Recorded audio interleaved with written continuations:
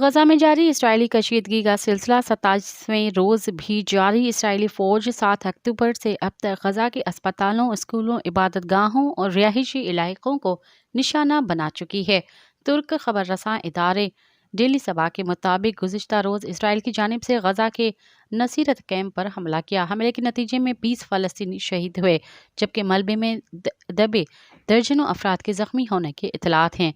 समाजी राब्ते की website x पर नसीरत कैंप पर होने वाले खौफनाक हमले के बाद के मनाजिर सामने आए।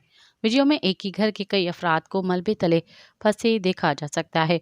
मकामी अफराद के मुताबिक 17 अफराद को अब तक मलबे से निकाला गया, लेकिन कोई भी जिंदा न बच सका। मलबे में फंसे अफराद के ऊपर कई टन मलबा मौजूद है, जिसे मशीनरी के बगैर हटाना नामुमकिन है। मज़ीद ख़बरनि ऐं तफ़सीलात लाइ विज़िट कयो असांजी वेबसाइट www.awamiNewsHD.com ऐं ॾिसंदा रहो अवामी न्यूज़ HD।